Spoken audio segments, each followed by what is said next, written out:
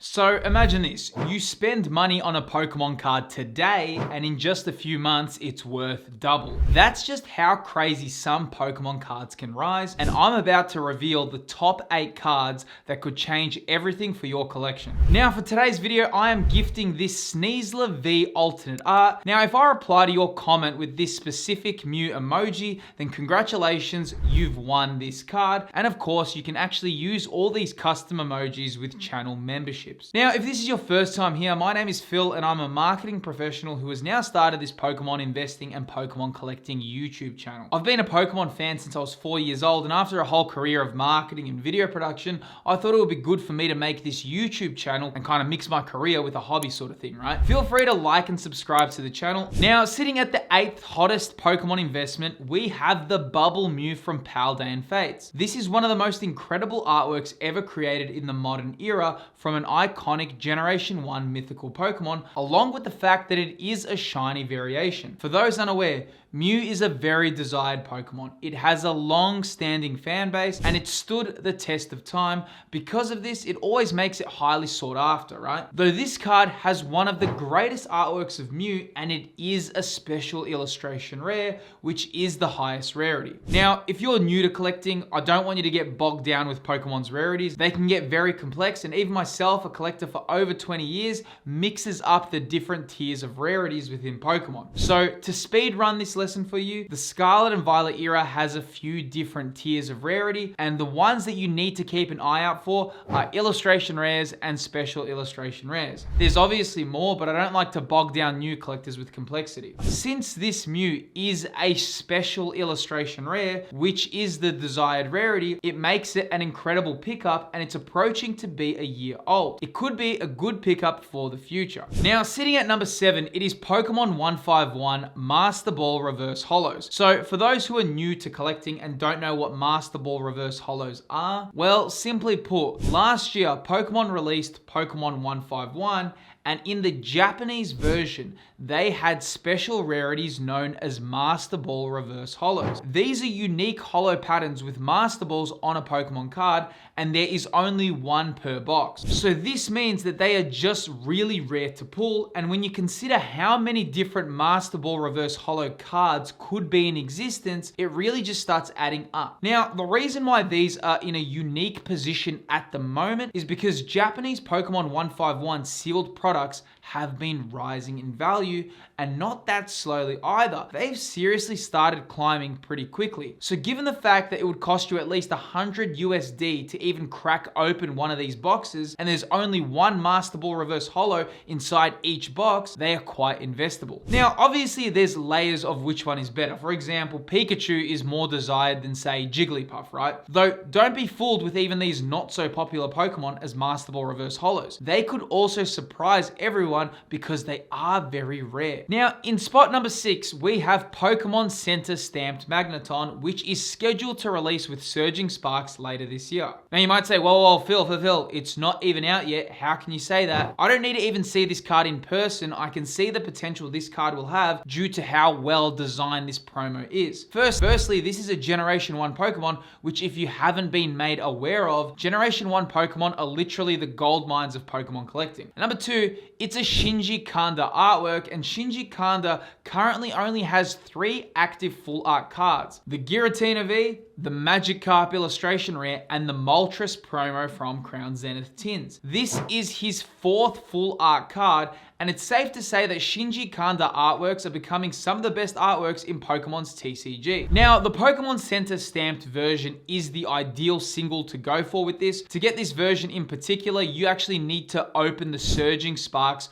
Pokemon Center ETB, which is only sold on Pokemon Center's store. Now, number 5 is the Terapagos Special Illustration Rare from Stellar Crown, the new Stellar Terra Type Rainbow Rare. So before Generation 9, there were these cards known as Rainbow rainbow rares, which were quite disliked by a majority of collectors, right? A lot of collectors found them to be a bit lazy in design and slightly unappealing. However, these new rainbow borderline stylized Terra type cards, like this Terrapagos, are sensational. Firstly, they look amazing because in order for the rainbow designs to actually work, it feels as if the illustrators who create the artworks need to be intentional with their design choices to make it blend well, which we can see with the upcoming Executor from Surging Sparks as well. And secondly, the rainbow border actually looks amazing. I feel it really blends both worlds in an incredible way. This card is looking awesome, and also don't forget that this is the first Scarlet and Violet card of this style. This card could become a piece of history as it's the first of its kind, and it is one of the most iconic Generation 9 Pokemon from the recent DLC, so definitely keep an eye out for it. All right, so at number 4, we have the Charizard Special Illustration Rare from Obsidian Flames. Now, this card is quite unique, though the main reason for its unique appeal is because it is a Charizard as a special illustration rare. Now, this seems like I'm just stating the obvious, but in layman's terms, that literally means the most popular Pokemon in the highest rarity. Now, I've mentioned this card previously, and I personally was very fortunate to actually pull this card myself when I opened the Obsidian Flames booster box, which I can link for you here to watch if you're interested in that. And I have to admit that seeing this card in person did make me realize just how great the artwork is, and it just really looks good when you hold it in your hand. Now, here's the thing, right? Even though I personally am not the biggest fan of Obsidian Flames, it has to be said that the set is becoming more scarce, and this is the chase card of the set. If Obsidian Flames does not get a reprint, which you know, it is unlikely at this point, right? It could really see some strong price increases as the stock would literally be limited for whatever is out there in the world. Pair that with the fact that it is a Charizard and it is the chase card, along with the fact that it is a special illustration rare. I mean, yeah, this card is looking to be a candidate for strong growth and one to keep on your radar. Okay, now at number 3, this card is weird, it's unique, but I cannot help but feel it will surprise us all, and this is the 7-Eleven Lapras promo. The what now? That's right though, a new promo card has entered the scene, and it is the 7-Eleven Lapras promo, a first of its kind. So this is a very unique Pokemon card with a unique 7-Eleven promo stamp in the corner. This is just obscure enough to have collectors drooling all over this, and seeing as it's the first of its kind, this could be a win either way you go. Now, the card is not that hard to get. To receive this promo, fans just need to purchase a Pokemon booster pack from 7-Eleven stores in Singapore, Malaysia, and Philippines, so it's likely that it's going to be abundant, right? Now, in terms of value, we will need to see how it goes. However, there are a few reasons it could be unique. First, if this is the first and only of its kind, then it will become super collectible just by design, because trust me, collectors love this kind of stuff. And secondly, if it becomes a series, well then this is the first 7-Eleven promo card ever released, so it just becomes super unique because of that. Though, given the fact that this is a time release period, so give this a few years and you could potentially see some crazy things happen.